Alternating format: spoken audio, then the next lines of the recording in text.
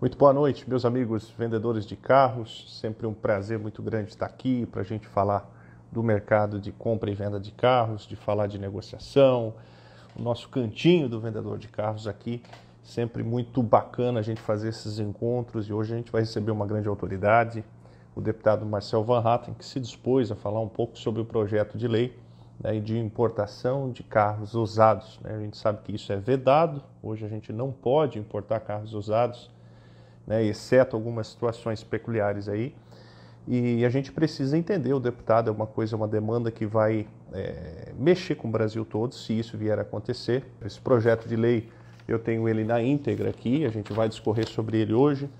É um projeto de lei do deputado Marcel Van Hatten, né, que ele justamente fala sobre a importação de carros usados. Então nós vamos tentar entender qual é a visão do deputado, onde é que ele quer chegar com tudo isso, né? Vamos aceitar o Rafael também, que vai participar, outro nobre colega, trabalha com carros mais antigos. Deve estar chegando com a gente também. A gente pode fazer um bate-papo muito saudável, muito leve, né? E você que tem perguntas, né? Fique à vontade, que aqui o negócio é bem democrático, né, gente? Deixa eu dar uma boa noite para o Rafael. Rafael, muito boa noite. Muito obrigado Tudo por bem? participar aqui desse nosso bate-papo. Seja muito bem-vindo, né? O nosso canal Vendedor Automotivo, Obrigado. que tem o canal para falar de venda de carro, para falar de carro, né? O ambiente do carro, seja importação, seja exportação, seja financiamento, seja repasse, o que for, carro antigo, carro novo. Aham, Seja muito bem-vindo. Já legal. faça uma breve apresentação para a gente poder conhecer você. Então, eu trabalho com exportação de carro antigo. Eu mando o carro do Brasil para fora. E faz uns 7, 8 anos já que eu trabalho com exportação. E o projeto do Marcelo, do Marcel, eu li há algum tempo atrás e mandei um e-mail para ele com várias sugestões, né, mostrando como é que funciona nos outros países. E ele me respondeu um tempo depois. E a gente participou ao vivo de um debate com várias entidades, várias pessoas envolvidas na importação de carro, né? Uhum. E foi bacana o que a gente conversou. Faz, acho, uns 2, 3 meses atrás, a gente conversou com todos os envolvidos na importação de veículos. E é uma turma que não quer abrir. Acho que tivemos uma queda aqui do nosso colega. Deputado Marcel, me ouve bem, deputado? Ouço muito bem, desculpa o atraso aí, cara. A outra live se arrastou um pouco, era para ter Não terminado tem às 8, problema. e aí uma coisa levou a outra. Mas te agradeço pelo Deputado, convite, satisfação estar contigo aqui. prazer muito grande, uma honra e uma satisfação imensa, né? Você que eu sei que é deputado do Rio Grande do Sul, muito bem votado, faz um trabalho muito brilhante. Eu sou de Obrigado. Torres, aqui na divisa do estado, então a gente conhece o ambiente, né? Deputado, nós temos aí um projeto de sua autoria, eu estive dando uma lida nele, é um projeto com 4 artigos, e ali tem umas justificativas, né? E o mercado ele anda especulando sobre isso, há possibilidade, não há? Deputado, o que leva você, deputado, nobre deputado, a tocar nesse assunto de importação de carros usados? Qual é a base, de onde está vindo isso? As montadoras estão por trás disso? É uma aclamação social, né? O pessoal, o povo menos favorecido que quer comprar carro usado? O que seria esse teu projeto, deputado, de forma de embasamento? Vamos lá. Bom, de novo, muito obrigado por abrir o espaço aí na tua casa, na verdade, né? Por teus seguidores, as pessoas que te acompanham, parabéns pelo teu trabalho. Muito obrigado. Sempre uma satisfação a gente poder ter esses espaços novos, diferentes, para chegar em mais Uhum, pessoas, né? E ainda mais pessoas que estão interessadas num projeto, imagino, né? A uhum, favor ou contra, mas estão interessadas num projeto que diz respeito àquilo que elas gostam, que são carros, né? Olha uhum, só, eu defendo a liberdade, então não é especificamente sobre o setor automotivo, eu defendo liberdade para todo mundo. Eu entendo que o consumidor tem que ter a liberdade de escolher o produto que ele quer comprar. Essa é a primeira uhum, premissa, né? Nós temos uma dificuldade muito grande no Brasil em furar o bloqueio das corporações, o protecionismo de mercado. Né? correto. Então, isso não vale só para o setor automotivo. Nós temos uma série de setores no Brasil em que é muito difícil você atuar como importador, porque o mercado é fechado, as empresas locais não querem ter concorrência com produtos que vêm de fora, Uhum, supostamente para defender a indústria nacional. Mas a gente sabe que muitas vezes não é simplesmente para defender a indústria nacional. A gente sabe que há interesse por trás disso, há muitos políticos que ganham com isso, burocratas que ganham com isso de um lado, né? E de outro uhum, lado, há muitas coisas que a própria empresa perde com isso, que é a capacidade de incorporar melhores tecnologias por meio da competição. A gente vê que, historicamente, os países onde há maior competição, onde há maior concorrência, há uma implementação maior de tecnologia. Os produtos melhoram mais rapidamente ao longo do tempo. Ao passo em que países onde há um mercado muito fechado, isso não acontece, né? Inclusive porque a própria importação de máquinas no Brasil é complicada, né? De peças para máquinas que produzem carros, por exemplo, né? Porque uma coisa vai levando a outra. Quanto mais fechado o mercado para um setor, obviamente outros setores vão se prejudicando. Então, quando houve essa pergunta da assessoria da liderança do Novo aqui, que está sempre de olho, né? O nosso pessoal técnico está sempre de olho. Que projeto a gente pode fazer para melhorar o ambiente de negócio no Brasil?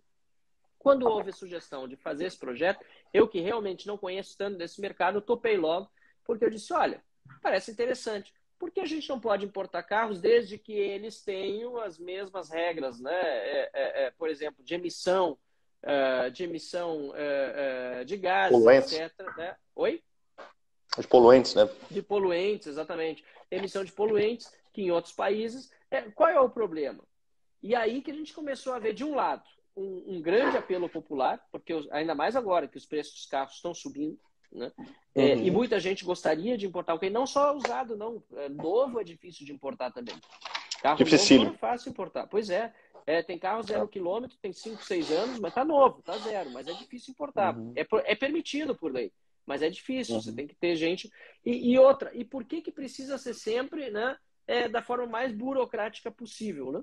Então, na hora que comecei a perceber isso, essa reação, eu comecei até a me apaixonar pelo projeto, porque é algo que dá uma repercussão boa, as pessoas estão... E dá muita, como eu estava ouvindo agora há pouco o Zanetti falando, dá muita tensão no ar, porque a gente começa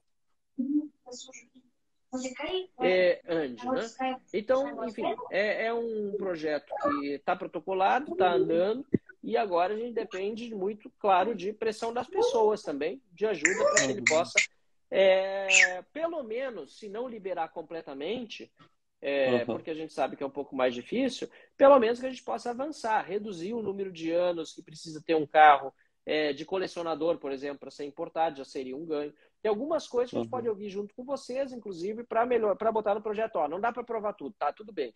Mas o que seria um avanço? Então vamos lá e vamos negociar com o outro lado. Né? Muito bom. Deputado, vamos voltar, daqui a pouco o Rafael já está de volta. Nós vivemos um momento de instabilidade econômica mundial no Brasil, né? E particularmente no nosso ramo de compra e vendas, ele é tão sofrido, deputado. Por isso dessa importância de trocar uma ideia com o novo deputado. A gente vive, a gente sabe que, por exemplo, um médico ele tem o CRM, os órgãos de classe, você pega o profissional corretor de imóveis, tem o Cresci, né, as organizações de classe. Em Torres, a cidade que a gente tem loja, você deve conhecer. Eu sempre lembro muito do verão, deputado. E no verão, Torres é uma cidade turística, aluguéis, etc. e tal. E você vê muitos carros estacionados às margens da Estrada do Mar, ou da BR-101, olha, alugo minha casa, alugo casa e tudo mais. E há um movimento muito forte do Cresci nesse sentido de conter, né, aquilo que é ilícito, ou seja, respeitar os órgãos de classe. Nós temos um problema muito, mas muito grave no país, deputado, que se trata da desorganização, tanto do Estado, no sentido de Denatran, Detran, já vou discorrer sobre isso, como também das lojas, concessionárias, revendedores de carros, porque nós não temos uma profissão regulamentada no país. Nós somos vendedores, quem quer ser vendedor vende o que quer. E a gente, é tão sério isso, deputado, porque a gente não trabalha com bens como um copo de R$10, um chinelo de R$5. Um carro popular 0 km no Brasil, para você ter uma ideia, hoje o mais barato, deputado, é R$60 mil. Né? Um carro usado em bom estado, R$40 mil. E assim por diante. Ou seja, nós temos uma frota de 46 milhões de carros usados no país. Né? A gente mexe com financeiro, é um volume, além de ser financeiro muito alto, de muita responsabilidade. E nós temos uma desorganização imensa no país. Eu estou tocando nesse assunto, deputado, dessa importância. Eu vou te dar um exemplo para você entender isso que eu estou te falando. Hoje você pega, eu comprei um carro, um lojista colega comprou um carro de São Paulo, foi transferir para o Rio Grande do Sul, faz 7 meses que ele não consegue transferir esse carro para o Rio Grande do Sul. Mas é por desconhecimento? Não, já é concessionário antigo. Temos problemas no Brasil de Renajude, que entra a todo momento, de multa, que é este caso. Essa multa, deputado, ela é de R$ 130. Existe uma autuação e o Departamento de Trânsito não consegue gerar guia para pagar e ninguém faz nada, né? E aí é muito importante a gente entender toda essa dificuldade. Aí o sistema burocrático, Denatran, eu peguei um lojista de São Paulo agora essa semana, Ricardo, a gente está aqui, esse nosso canal é para colaborar com vendedores de carros. Ricardo, estou comprando uma Porsche no Rio Grande do Sul e tem uma coisa chamada gravame, né? Quando você financia um carro no Brasil, é colocado um gravame, uma garantia do veículo, né? E aí o que acontece? Ele me ligou, Ricardo, no sistema do Denatran tem um gravame. Aí no Detran do Rio Grande do Sul não tem gravame. E agora? Tem gravame ou não tem gravame? Ou seja, o carro está financiado ou está quitado, deputado? Né? Não existe base de dados segura hoje no nosso país que você possa fazer uma consulta, neste caso um Porsche na faixa de R$ 500 mil, para você fazer uma transação, né, de forma segura. Né? É tudo, a gente chama muito aqui de forma, uma instabilidade jurídica muito forte, uma insegurança jurídica muito forte. E o teu projeto, ele tem esse âmbito sim, social, que eu estou vendo, que é muito legal, mas o que me parece, há uma dificuldade no Brasil, né, de sistema, tanto estatal, né, a gente vê isso, dei o exemplo da multa, 7 meses, e aí, mas vai buscar a justiça, judicializa, vai pedir uma liminar. A gente sabe que é moroso, burocrático e custoso, né, lento. E o mercado, por que tem lojas hoje, deputado, que acha que é lento? Ah, essa loja é ruim de negócio. Por que tem fama de ruim? Na verdade, não é ruim. Ela tem medo de fazer negócio justamente por essas inseguranças jurídicas geradas, né? E um projeto dessa tua amplitude, deputado, que tem uma ideia muito bacana, conforme você nos colocou, em relação, né, à competição, à liberdade econômica, né? Tem um outro viés que me preocupa, deputado, nesse sentido, se vier a rodar na execução, na prática, que é um colapso de preços, né, no mercado, né? Como é que eu posso exemplificar isso para ti? Você pega, sei lá, uma Ferrari de 3 milhões, aqui no Brasil, preço, né, de mercado, e você importa e coloca esse carro aqui a R$ 1,5 milhão, né?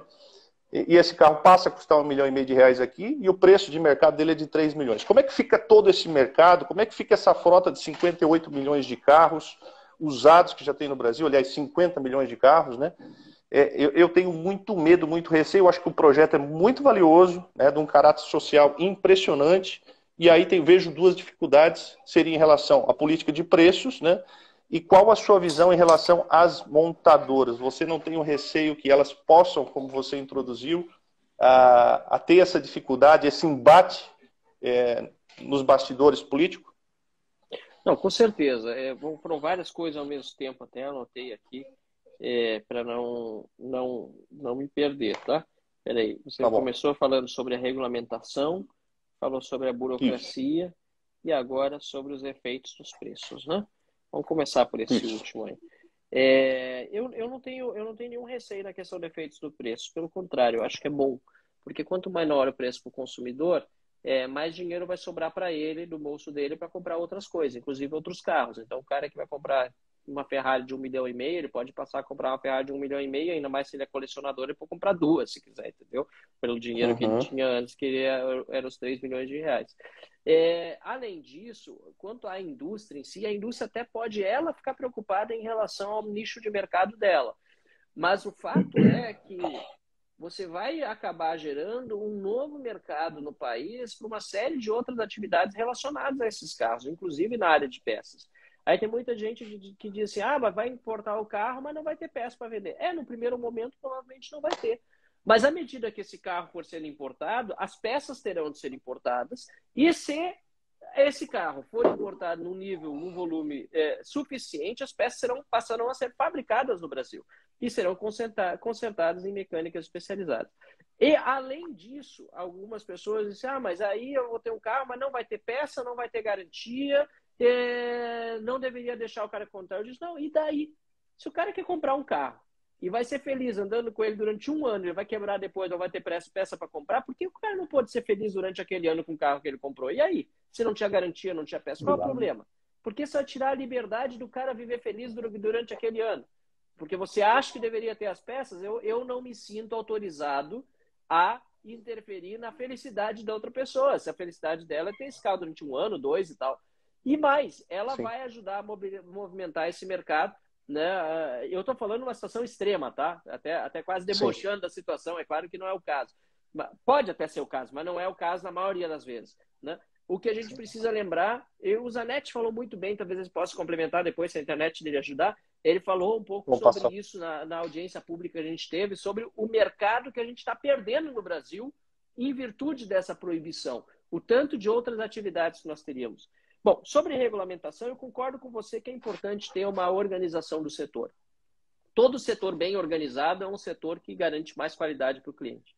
A minha dúvida sempre é até onde a gente quer que o Estado interfira nisso. Porque tem muitas regulamentações de profissão feitas aqui na Câmara dos Deputados que criaram conselhos que servem só para o bem daqueles que integram as suas diretorias, para ficar tirando dinheirinho lá mensal do seu associado e depois ficar fazendo conchavos na política aqui em Brasília ou nos níveis locais para conseguir algum benefício, alguma coisa assim. Acho que vocês têm que pensar bem como setor, até que ponto vale a pena ter uma lei aprovada em Brasília. Eu normalmente voto contra regulamentações profissionais, porque eu entendo que quem tem que se regular é o próprio setor. E aí depende da organização de vocês mesmos, né? Dos vendedores conseguindo se organizar e criar um selo de qualidade interno para o cara que vai comprar na tua revendedora, ou na tua loja, ou no teu negócio, sabe? Olha, esse cara está certificado por uma associação que é séria. Não precisa ter o governo para isso. O governo, às vezes, até atrapalha. Semana passada, nós tínhamos, eu até estou usando isso bastante, mais recentemente, nós tivemos aqui a apreciação do veto. No fim, não foi apreciado, vai ficar para a semana que vem. Da regulamentação da profissão de despachante. Você viu isso? Sim, eu estou ao par do projeto. Está a par do projeto. Então, eu fiquei me perguntando, né, sobre o despachante. Então, até a profissão do despachante está sendo regulamentada. Então, o cara que quer ser despachante não tem tempo para regularizar a sua inscrição no Conselho dos Despachantes, ele contrata um despachante para despachar para ele ser despachante. É isso, né? Então, é uma situação esdrúxula, mas é aquilo que nós temos no nosso país hoje. Então, eu fico sempre muito reticente com essas burocratizações, né? E aí, entrando dentro da própria burocracia, eu não contratei despachante para fazer a transferência do meu carro aqui para Brasília. A gente foi junto, Cláudio, que é meu amigo e meu chefe de gabinete, a gente foi junto no CRVA daqui, na vistoria. Chegamos lá, olha só que absurdo, cara. Eu não sabia que isso era assim, depois de confirmar no Rio Grande do Sul, não é. Eu cheguei lá, aí o pessoal da vistoria olhou o carro e tal, olhou os meus documentos, olhou o DUT e disse assim, mas olha só, esse DUT aqui. Quando ele olhou para o DUT, eu achei, não pode ter nada de errado. Eu fiquei lá, parei na fila no Rio Grande do Sul, no frio, do lado de fora, porque do Covid ninguém podia entrar, uma loucura, cada um de uma vez, ainda baita pé direito lado interno, mas deixaram lá de fora, tudo bem. Aí, não, porque tem que... a assinatura que tem aqui da pessoa do cartório lá do Rio Grande do Sul, ela precisa ser abonada num cartório em Brasília. Eles falam, como assim? É que eu não posso garantir que essa pessoa aqui, eu não estou dizendo nada, mas eu não posso garantir que essa pessoa existe mesmo. Gente, fé pública no Rio Grande do Sul, na minha cidade de Dois Irmãos, o cartório de lá não vale em Brasília. Eu tive que ir Aí eu tive que sair da vistoria. Antes de fazer o emplacamento, eu tive que, se eu não me engano, foi no Guará. A gente teve que ir lá num cartório que não tinha aberto ainda, então aí todo mundo conhece a realidade. Mas foi bom que eu mesmo fui, não paguei despachante para fazer nada. Paramos na fila, do lado de fora, ficamos 20 minutos esperando, resolvemos a coisa lá dentro para depois ir no emplacamento. Enfim, foi uma manhã perdida.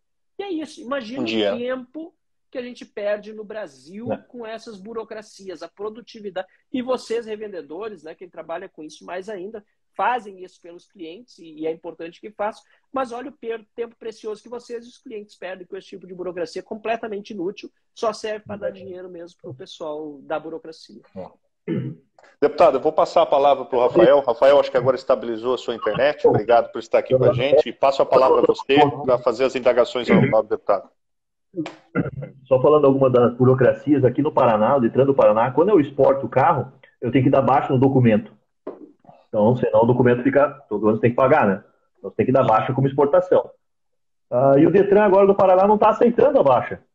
O pessoal lá dentro mudou.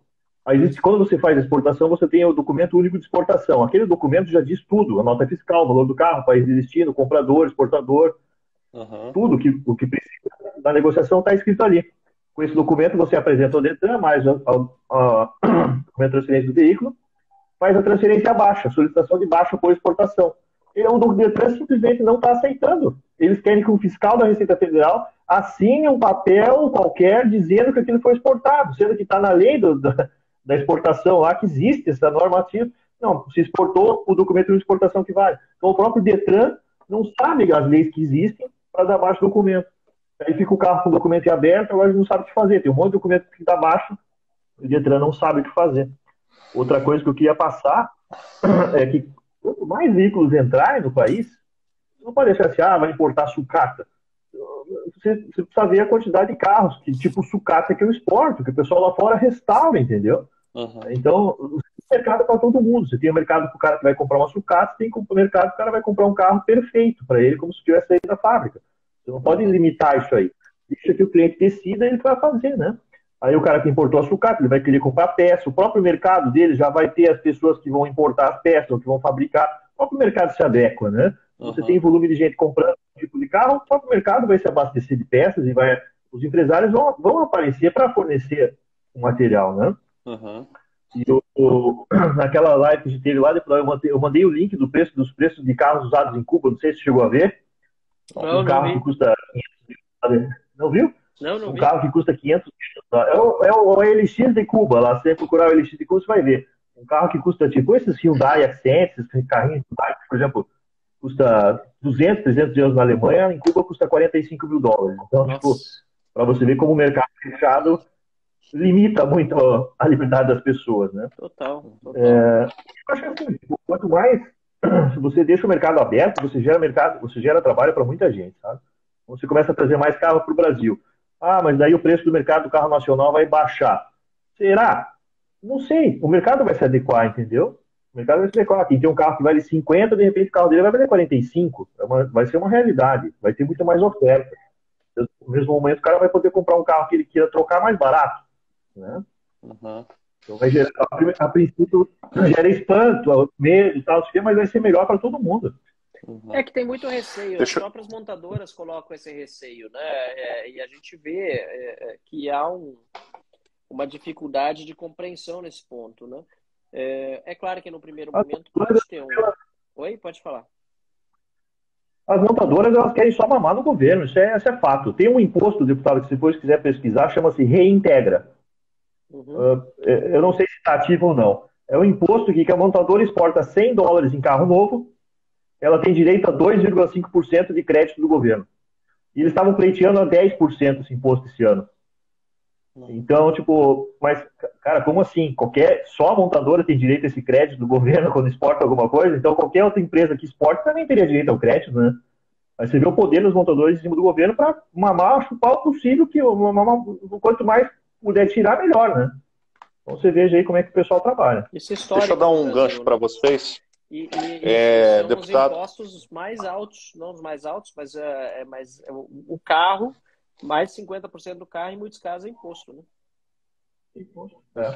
Deputado, você tocou num ponto importante, e também o Rafael, do Detran, né? E é justamente sobre isso que eu queria falar. A gente falou, a essência do projeto ela é muito legal, essa questão da competição, da liberdade, liberalismo, muito bacana essa essência, porque ela vem de encontro à maioria, né?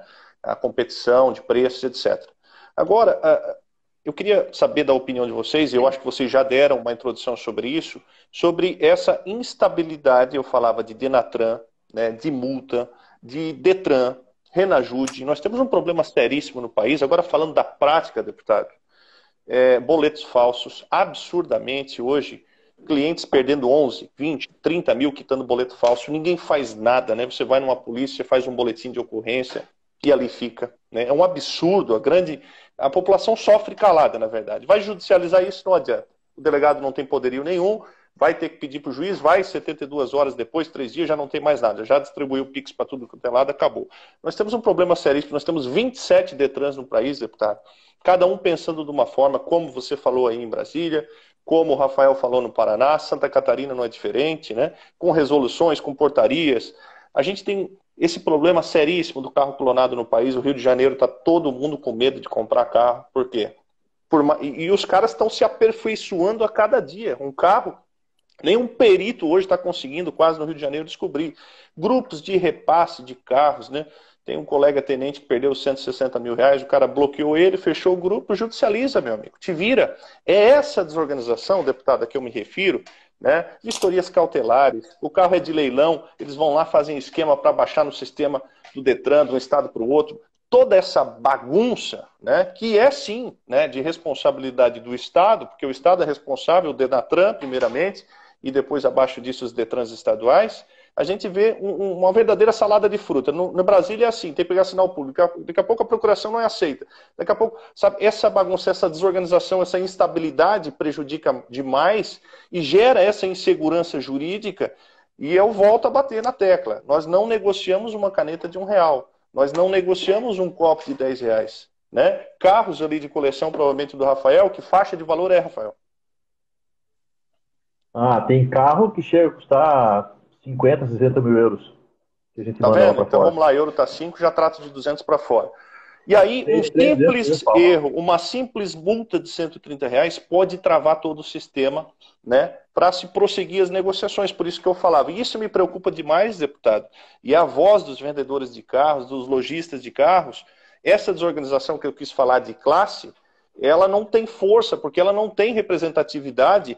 Por exemplo, os carros de repasse no Brasil, não sei se o deputado sabe o que é repasse, eu vou conceitualizar. São carros vendidos a preço abaixo de mercado para o comprador ou revendedor, né, ganhar um dinheirinho e revender por um pouco mais. E isso não tem legislação específica, a gente vê magistrados dando sentença de um jeito, daqui a pouco o outro dá do outro. É uma verdadeira salada de fruta. E isso gera o quê? Instabilidade, um colapso do sistema estatal, como o nobre deputado falou. Nem o reconhecimento de firma do cartório não aceitou, teve que fazer um correrio, perdeu um dia, né? E aí, nós temos um problema somado a tudo isso, um problema cultural, deputado. Você sabe que a grande massa brasileira não tem preparo, né? Cultural.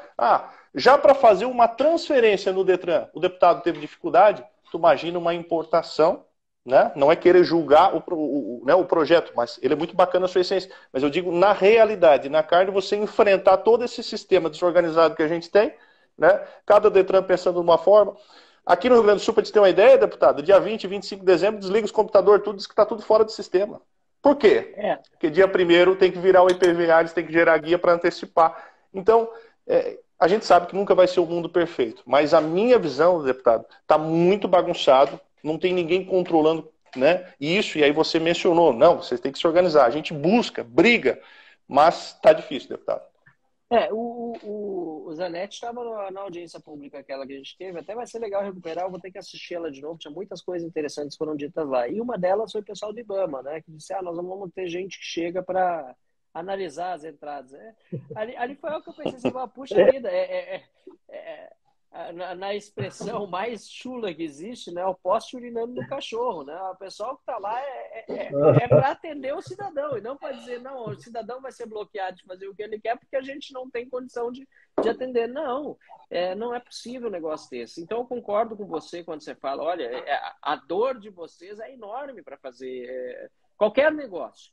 E não é só no teu setor. Agora, aquilo que está acontecendo no teu setor, até faço questão aqui de levar todas as dificuldades bem... Eu vou ver aqui junto com a minha assessoria depois, porque isso vai além do meu projeto, né?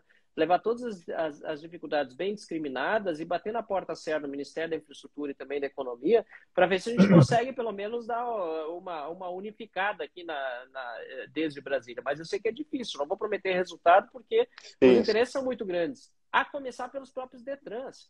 Né? Tem portarias de Detrans que ferem o que diz a portaria do Conatran. E é Conatran ou Contran que chama? Acho que é Conatran. Denatran, Contran. Aliás, Tran não são poucos, né? Tem vários trans. Tem vários. E cada um quer mandar mais que o outro, né? E nem poderia infringir uma norma superior e, não obstante, acontece. A gente já recebeu algumas queixas aqui no gabinete nesse sentido. Né? E essa questão dos boletos, isso aí é lá em Porto Alegre, eu recebi no WhatsApp ontem, o próprio prefeito Melo mandando em linha de lista de transmissão para os contatos dele cuidarem para não pagar boleto de IPTU falso na cidade. Olha que ponto que nós chegamos, a criminalidade distribuindo boleto de IPTU falso nas casas Então, e não dá nada, né? Aquela coisa, depois vai lá, faz um boletim de ocorrência. Isso que é o mais absurdo, né? A gente vê o Cabral aí agora, vai sair da cadeia antes do Natal, daqui a pouco, o Cabral lá do Rio de Janeiro, réu confesso, né? Acabou de ser anulado a condenação dele. Essas coisas me deixam assim, para mim é uma decepção enorme estar aqui em Brasília nesse momento, sabe? Porque eu já fui eleito, obviamente, em 2018 com uma bandeira de corrupção. A gente faz o que dá, na maioria das vezes a gente tenta barrar as coisas ruins, que é dificuldade de apresentar coisa boa, e eu fico me perguntando, ano que vem tem eleição, aí eu vou à reeleição e vou dizer o quê? Se muitas das coisas que eu gostaria de fazer eu não estou conseguindo. O que eu posso apresentar é o que eu estou tentando barrar, na verdade. Né? É triste ter que dizer isso, mas, por outro lado, se não tiver mais pessoas na política fazendo o papel que a gente está fazendo, as coisas não vão mudar. Né? A gente precisa colocar mais gente no Brasil. Oi? Rafael. É um trabalho de formiguinha, né? Trabalho de formiguinha. Tem que mais né? Começou novo. É isso. Vai mais um, vai mais dois, vai mais três. Tem que ter mais gente. Né? E é no voto. Isso que você disse também, da falta de esclarecimento das pessoas, vale para eleição. As pessoas não têm muito esclarecimento. Mais de 70% das pessoas não lembram quem votaram na última eleição para deputado. Né? E ninguém chegou aqui que não fosse pelo voto. Ninguém veio por SEDEX, como eu costumo dizer. Até porque se dependesse do Correio, vocês sabem, talvez não chegava. Né? Então, não está chegando. Então, quer dizer, são coisas que a gente precisa mudar e não tem jeito, é pela política. Né? Rafael? Mas deixa que essa parte toda aí, até eu tenho certeza que tem coisa que você não citou agora, porque são tantas coisas do dia a dia, mas depois eu pedi para a minha assessoria fazer contato direitinho, Ricardo, para a gente poder organizar e levar para o Ministério correspondente, seja do transporte, infraestrutura, na verdade, hoje, né? Seja da economia, porque eu sei que tem coisas que são dos dois, para tentar ver se a gente acha algumas soluções nessa área. Esse mesmo é o negócio aqui do Distrito Federal, eu vou falar com a deputada de Cetal daqui. Cara, ela tem que fazer uma lei acabando com isso. Lá no Rio Grande do Sul não exigem isso, porque depois eu perguntei, vocês aqui no Rio Grande do Sul, quando chega um carro transferido, vocês exigem abonar, né, o DUT do Distrito Federal? No Paraná exige. Isso não, no Paraná também? No Paraná exige. Então, isso é um absurdo. Existe também, sinal público. Não, daí você chega no cartório para autenticar o documento, o cartório, não tem assinatura desse cartório, tem que atualizar, volta amanhã. Aí você perde 2 manhãs para fazer. Sério? É um absurdo. Rafael, deputado, o sentimento que se tem em relação, né, dos lojistas, dos revendedores, hoje a classe de vendedores de carros no Brasil, de forma ampla, de forma geral, são 500, meio milhão de vendedores de carros, né? Nossa. E todos se deparam diariamente com essas dificuldades. É Detran, né? É Denatran, é alienação, que você não tem informação correta. Claro, tem as legislações que vão se atualizando, foi a questão da placa nova, né? Isso tudo faz parte do jogo. Agora, deputado, eu repito a questão do custo, né? A gente não vende um chinelo, a gente não vende um tênis, nós estamos com esse lojista, por exemplo, com R$130 travado. Judicializa? Não, será? Agora vai ter férias forenses, né? E tudo isso vai estar tudo muito moroso. Eu sei que o sistema estatal é assim, né? Mas está demais e está inviabilizando, né, as negociações de carros, gera insegurança jurídica. A gente não tem leis específicas para regulamentar, né? Você pega o próprio Código de Defesa do Consumidor, e aí eu já lhe faço uma pergunta, deputado. Hoje, o que rege... Bem à vontade. Está mais em casa, deputado. Marcelo. Isso. O Código de Defesa do Consumidor, hoje ele dá garantia sobre o objeto, né, no caso o carro, nesse caso, de 90 dias, né, de forma geral. Como ficaria, né, primeiro ponto, são 2 pontos que eu quero lhe questionar. A garantia de uma transação internacional, de comprar um carro nos Estados Unidos, né. Segundo, primeiro aspecto da garantia. Segundo, como ficaria, Marcelo, o pagamento internacional ele é feito à vista, não existe financiamento, né? Correto? Me ajuda o colega Rafael. Não existe financiamento, CDC, alienação, etc. Tem que ser efetuado à vista. Nós temos hoje 80% dos carros populares vendidos no Brasil são financiados, não são pagos à vista. Qual a tua análise em relação a isso, né, tendo em vista essa proporção, né, de carros financiados, tendo em vista que a transação internacional ela só é realizada mediante a pagamento à vista, né? E o aspecto da garantia. Comprei um carro por foto, né? Ok e tal, isso vai se modernizar, mas aí já se envolve aí talvez uma questão de direito internacional, ou como está comprando o carro por um preço muito abaixo de mercado, essa garantia não existiria? Como é que ficaria tudo isso? Eu vou falar como é que funciona daqui para lá, como é que funcionaria de lá para cá. Boa. Quando eu exporto um carro, eu procuro ter o mais claro. Até me ajuda, Tá, Zanetti, porque nesse ponto o especialista é você. Até eu vou aprender junto aqui. tá. Vamos lá. Quando eu exporto um carro, eu procuro ser o mais claro com o meu cliente. Mando lá 100, 200 fotos, vídeo, explicando exatamente o que ele está comprando. Eventualmente, se tipo, chegou lá, ele notou assim, ah, pô, amassou uma calota. Eu falei, olha, amassou uma calota e estragou uma pecinha aqui do para-brisa. Olha, eu posso te mandar no próximo container que eu vou mandar semana que vem, tudo bem? Beleza. Compro aqui, boto numa caixa, manda pro container, chegou lá, ele pega a peça. Se é uma peça, tipo, fundiu o motor de um carro que eu vendi para ele, e o cara comprou um carro que já era usado, que ele sabia que era barato, não sei o quê, olha, não tem garantia do motor, etc. Você acaba vendendo do jeito que tá. Ó, esse carro não tem garantia, o motor não tem a condição, mas o preço é bem mais em conta. Não, eu quero esse para mim, não tem problema. Chegou lá, o cara usou um mês, fundiu o motor, ele já sabia do estado daquele carro, entendeu? Então, assim que funciona. Quando você, pelo menos no comércio de carro antigo, é assim que funciona. Você é o mais claro possível para realmente não ter problema e aquele cliente ficar satisfeito e comprar outro carro. Na parte de financiamento, todas as vendas são feitas. Se o carro está pronto, a venda é feita à vista, né? Isso para qualquer carro em qualquer lugar do mundo. Se você vai comprar um carro do Japão, da Alemanha, dos Estados Unidos, ou comprando aqui do Brasil, é sempre à vista. Se o carro está pronto, é à vista. A pessoa paga, você embarca o carro. Não existe financiamento. Existe financiamento através de banco, mas é muito complexo. Então a pessoa sempre paga à vista. Uhum. Lá fora, o que eu vejo às vezes nas contas que os clientes me passam, assim, o comprovante de pagamento, eu vejo assim que ele tem lá um giro, um crédito bancário pré-aprovado. Só que o juro lá é negativo, né? Você tem juro na Alemanha, na Europa, tem juro negativo. Então você tem lá, você vê lá que o cara pegou 20 mil euros para comprar o carro e vai pagar lá 50 parcelas sem juros e decrescente, entendeu? Às vezes eu já vi assim nos extratos que eles me mandam, assim, erroneamente mandando extrato, eu acabo vendo essas informações. Então a pessoa no país dele, por conta de ter um financiamento barato, ele usa o financiamento dele, entendeu? É assim que funciona. Se você quer importar um carro, por exemplo, dos Estados Unidos daqui, eu vou começar a importar carro dos Estados Unidos. Beleza. Então você tem que ter um capital para começar a importar o carro. Então você tem que comprar à vista.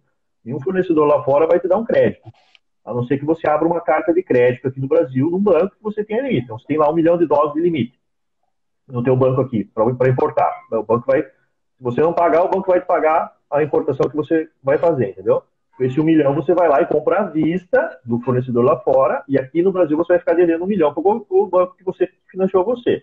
Uma operação com carta de crédito. E a garantia lá fora, provavelmente a mesma garantia que o exportador vai dar é a que eu dou para ele estar fora. Ó, se estragar alguma coisa, no próximo embarque te manda uma peça, etc. Eu posso comprar para você se for alguma coisa mais cara. Mas geralmente quando é carro usado de exportação para um país para o outro, a garantia é quase inexistente. Vai mais no fio do bigode entre os comerciantes. Até porque, tipo, eu negocio muito com o lojista. Então, você acaba ajudando a pessoa, porque você tem uma parceria de tempos com ele, né? Como é que você não vai ajudar teu parceiro? Estragou uma peça aqui, manda para mim? Claro, como é que eu não vou ajudar ele, né? Claro. Mais ou menos assim tudo funciona. baseado muito na cultura da confiança e da credibilidade, né? Que é uma coisa que no Brasil está em baixa, né? Tanto pelo lado do comprador como do lado do vendedor, né? A gente tem muito vendedor que, enfim, passa a perna no cliente, lamentavelmente, assim como tem muito cliente que já vai na má fé, né? Já vai comprar, já compra o carro faltando um pedaço, não diz direito, depois vai lá reclamar, né? E é uma coisa cultural brasileira, né? E que muitas vezes eu sei disso melhor, talvez, do que muitas pessoas que não tiveram a experiência de viver fora, porque eu vivi na Holanda, eu vivi na Dinamarca, né? E lá também, obviamente, que tem lei de defesa do consumidor, mas nem de longe é aquilo que acontece hoje no Brasil, né? Infelizmente, a má-fé, muitas vezes, está protegida, né? E isso é ruim. Questão cultural, né? Questão cultural. Isso é ruim. E talvez nós tivéssemos realmente mais dificuldades, ou teremos mais dificuldades de aprovar o projeto com essa questão da garantia, mas é algo que a gente precisa... tudo acaba o mercado de uma forma ou outra solucionando. O que foi dito também sobre crédito, os próprios bancos, e cada vez a gente está vendo novas fintechs, formas diferentes de financiamento e tal, eventualmente vão surgir linhas de crédito para importar carro, porque se o volume de vendas aumentar, o mercado vai acabar achando alternativas para financiar essas compras, né? Exato. Perfeito. É só não botar nenhuma lei que para fazer que o negócio funciona. O verdade. problema é esse, né? Eu sei que o deputado tem um tempo corrido, mas já são 21. Eu vou partir para a fase final porque tem esse compromisso de horário aí. Marcel e Nós Rafael, estamos em muito bom estar sessão aqui com aqui, vocês. acredita? É algo que é até meio É raro, mesmo? mas segunda-feira à noite, sessão na Câmara dos Deputados. Logo. Mostrar E aqui o todos meu gabinete, presentes? espera aí. Estão chegando, nós tivemos um problema aí, a TV ligada aqui, Uhum. aí se for Ah, olhar sim. pro lado de cá, ali eu, não sei se dá para ver, mas aquelas luzes lá são do prédio da, deixa eu virar a câmera aqui, peraí, deixa eu ver se fica melhor. Sim. São dos prédios do Congresso Nacional, aí eu caminho por baixo da rua, no Uhum. túnel aqui, depois para lá no plenário, né? Não, Uhum. teve um problema de chuva forte aqui em Brasília, então teve muitos voos que atrasaram. Eu peguei voo no meio-dia de Porto Alegre. Uhum. Então, talvez demore um pouco até eu ter o quórum para votação. Acho que aqui a Vai gente pode ir retomar. até perto de meia-noite hoje. Marcel, eu quero tecer um elogio à sua assessora, muito atenciosa, a Silvana. Ah, Parabéns que a bom. ela, sempre dando retorno, feedback. Algo raro, né? Né, sempre dando feedback à noite, fora de horário. Muito querida, muito. Parabéns a ela publicamente aqui pelo carinho que ela trata os cidadãos. Que bom, Falando obrigado. dos Estados Unidos, eu morei também, deputado, nos Estados Unidos em 2003, e eu me recordo de uma situação. Quando eu fui para lá fazer, meu filho, vai lá fazer uma experiência internacional, vai aprender inglês, aquela coisa. Eu tinha 17 anos, comprei um carro e comprei um Ford Taurus 99, $3.000. Eu paguei na época, né? E um mês depois, o carro estragou, deu problema na caixa. Não, mentira. 4 meses depois, estragou, deu problema na caixa. Resumindo, a caixa do carro era mais cara que o próprio carro. Né? Então era $3.000 o carro, com a manutenção era 3.200 para arrumar a caixa. Ou Nossa. seja, sucata. Né? Os Estados Unidos tem muito essa característica. Eu queria entrar num outro ponto aqui, né? A gente sabe que a tua ideia ela é muito importante, ela tem esse aspecto assim. Mas a realidade brasileira, Marcel e Rafael, claro que o Rafael está num outro patamar, né? num percentual menor, né? Porém, como você falou, as transações são todas praticamente à vista. Né? Eu acho que até em nível nacional, né, Rafael, são à vista, esses carros de Exato, colecionadores, até exato. porque eu acho que não tem financiamento disponível para esse tipo de carro. Não. Mas uma coisa que preocupa, e o Marcel falou, é a questão a gente falou da garantia, né, da manutenção. Hoje, por exemplo, o meu irmão tem um Toyota Cross, que hoje no Brasil custa, esse híbrido agora, que é um carro sensação, ele custa em torno de R$ 200.000. Né? E esse mesmo Toyota Cross nos Estados Unidos, ele deve custar, assim, em preços de reais, hoje 120, nesse patamar aí. Só o que acontece? Os carros que tem aqui são diferentes, né? A parte estética tem a mesma montagem, né? O mesmo desenho, agora a parte de mecânica, sistema de freio, de arrefecimento, né? Esses componentes, eles são adequados conforme a peculiaridade regional, né? Neve, por exemplo, uma região muito quente, etc. e tal. Eu morava em Nashua, New Hampshire, próximo do Canadá. Pneus, por exemplo, preparados mais para a neve. Alguns deles têm até preparação específica para a neve, né? E o que me preocupa nessa questão da importação não é a questão de importar. Realmente, eu acho que é importante essa competição de preços, né? Essa liberdade econômica, ela é muito importante, mas chegando esses carros ao Brasil, né? O primeiro ponto que me deixa assim meio intrigado é a questão de preços, né? Nós temos uma frota gigantesca, como eu lhe falei, mas a questão da manutenção ela é muito importante. Hoje, por exemplo, para atender a nossa frota de 46 milhões de carros que a gente tem, está faltando peça, né? E se achar a peça, está cara demais. Nós temos um problema seríssimo. Imaginamos agora uma situação de importação em grande volume, né? Que o projeto fala em pessoa física poder, pessoa jurídica, etc. e tal, começar a importar, né? E começar a chegar esses carros e como é que vai ficar essa situação de peças, né? Até porque a importação de peças ela tem uma tributação alta também, né? Daqueles componentes que não existem aqui. Então existe uma preocupação não no aspecto de não ter as peças, né? E se ter as peças de um custo elevadíssimo, né? Repito, porque não tem já as peças para atender o nosso mercado nacional, especialmente nesse momento que nós estamos vivendo de pandemia, de saída de pandemia. Aí eu queria a opinião de vocês em relação a isso, até porque vocês já debateram sobre isso, né? Se preocupa ou tu acha que isso pode ir se adequando ao longo dos anos? Vocês são do Bom, setor, mas eu posso? imagino que a dificuldade de peças também decorra da dificuldade de importar, né? Nós, enfim, várias vezes, meu pai ele já comprou vários carros assim usados, baratos, Uhum. Mazda, por exemplo, baita carros, mas com dificuldade de peças, né? E aí, como a gente tem parentes vivendo no exterior, volta e meia ele pedia, me traz uma peça junto aí, ou o cara velho, que ele tinha também da Volkswagen, né? Me traz uma peça junto da Holanda, a gente trazia na mala, é difícil.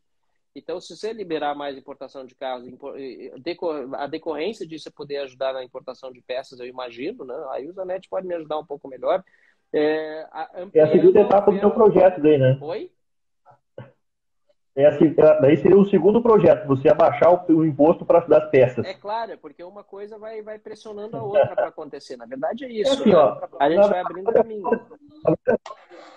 Na verdade, a falta de peça e outros produtos é meio que internacional, entendeu? Porque está faltando container no mundo inteiro, o preço do frete está um absurdo. Também, é verdade. O que eu pagava... exatamente, esse ano regulou tudo. O frete que eu pagava 1.900 euros para a Europa está 5.900, entendeu? E você está então pagando isso aí ainda, e demora para... pagando 10 vezes mais o container. Pois é. Bom, isso aí tá vendo que a partir do ano que vem já vai melhorar isso aí. Mas isso aí o próprio mercado vai se adequar com relação a decorrendo da pandemia. Outra coisa é, por exemplo, igual você falou da adequação do carro para o clima quente, clima frio. Eu acabei de mandar uma Kombi para a Inglaterra. Eu coloquei uma bateria zero, Moura, você deve saber que é de qualidade boa, né? Espera só um pouquinho. Desculpe. Espera aí que entrou. Tá. A bateria Moura, primeira qualidade, o carro chegou lá, tirou do container e funcionou a Kombi. Aí ficou uma semana assim no tempo, 0 graus, tá lá em Londres. O cliente me ligou, que é meu irmão, e me ligou, o carro não pegou, a bateria morreu. Eu falei, putz, daí a gente foi ver que a bateria não foi feita para esse clima, entendeu? Então ele tem que comprar uma bateria que adeque a temperaturas negativas. Além como o pneu também, mesma coisa, vai ter que trocar o pneu lá porque tá nevando, você vai ter que adequar, tem certas coisas que você tem que adequar e não tem jeito, né? Tem outro ponto que um colega deputado meu trouxe, aí você tocou na questão, né, dos carros que vêm. Realmente os países aí, principalmente europeus, né, eles têm legislações cada vez mais rígidas para as pessoas aposentarem os carros com determinado número de anos. E esses carros têm que ir para algum lugar. Exato. E ele sugeriu, e eu não vi nenhum problema nisso, de fazer... quer dizer, nenhum problema. Tem problema porque vai limitar, evidentemente, a compra de pessoas aqui. Mas porque você bota um critério a mais, mas que é da pessoa... Nesse caso dos carros que estão sendo, digamos assim, descartados lá fora e são importados para cá, a pessoa ficar responsável também pelo descarte no Brasil, entendeu? Ela comprou o carro, mas ela também fica responsável por se livrar dele depois. Então são coisas, como eu estava dizendo no início da live, que assim, a gente pode não atingir, não resolver, não aprovar o projeto como está. Porque o projeto como está, como você disse, ele é extremamente amplo. Ele assim, libera completamente. Quer importar, vem. Né? Exato. Não tem problema. Agora, o que uma ideia. Precisa agora, é uma ideia, exato. É mais uma ideia do que um projeto exatamente para ser aprovado. O que a gente precisa é de inputs de vocês mesmos, né, ou de pessoas que acompanham. Olha só, desse jeito não vai dar, não vai ter consenso. Por mais que seja assim, o paraíso na Terra, não vai dar. Mas o que a gente poderia fazer para avançar? Onde é que está atrapalhando hoje que poderia melhorar? Então, é de 30 anos hoje a importação, vamos baixar para 20. Já é uma coisa. Ou vamos fazer até a duração da garantia lá fora. Não sei. São coisas que a gente pode colocar mais no projeto de lei para até... Porque aqui o Congresso é assim, você precisa de maioria de votos. Você não consegue aprovar uma coisa que é perfeita. Ninguém aprova nada perfeito aqui. A gente consegue aprovar o possível. Então, se a gente conseguir, e já me encaminhando para o encerramento também da participação aqui, se a gente conseguir ideias de vocês, se vocês quiserem passar para nós, ou as pessoas que estão nos acompanhando aí, fiquem muito à vontade, passe que a gente vai incluindo e vai vendo o que é possível, porque a minha convicção nós vamos precisar liberalizar mais o mercado no Brasil, porque isso é uma tendência internacional. Até para melhorar o nosso ambiente de negócio e dar mais liberdade para o consumidor. O Zanetti falou sobre oportunidades que nós estamos perdendo, que são monstruosas. A exportação que a gente está fazendo de veículos aqui, Kombis, por exemplo, né? Você deve estar fazendo de Kombi também, Zanetti, não? Sim. Eu vi uma matéria sobre isso também, sobre outro exportador de Kombi. Enfim, a gente tem um potencial enorme, mas a burocracia impede de a gente crescer mais. Então, vamos tentar achar um meio termo para ampliar com segurança isso e para todo mundo ganhar um pouco, né?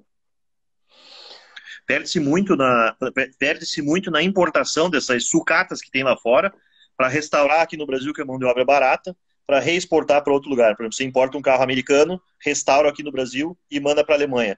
Então você perde muito nisso. Dá para fazer drawback, mas é tão complicado fazer drawback, cheio de regras e leis que você acaba desistindo. Você é limitado a fazer tantos drawback, etc. Então você acaba desistindo.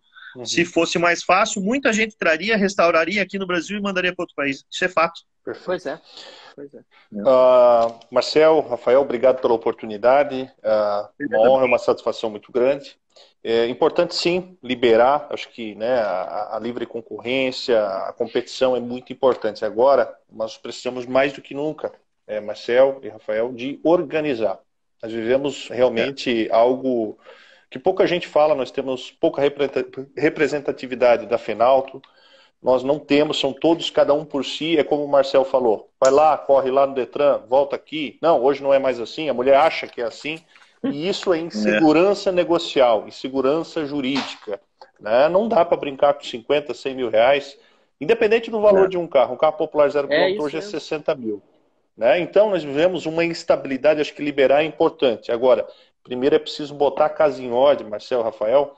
Nós vivemos um momento de instabilidade gravíssima, né? Falo aqui em Renajude, multas, boleto falso, adulteração de carros, 27 Detrans pensando de uma forma, carros de leilão que são vendidos como se fossem normal, eles vão lá, fazem o esquema no Detran, baixam. Não existe legislação, se tem, tá aqui as leis, são milhares de leis, ninguém respeita, não tem representatividade, está travando o sistema de compra e venda de carros, está gerando insegurança, está gerando prejuízo. Absurdo. E o pior é o seguinte, lá na ponta, as pessoas que compram, diariamente eu recebo lá na loja, diariamente, Ricardo, paguei o boleto, o banco está me ligando, 3 mil reais o cara pagou. Deixa eu dar uma olhadinha.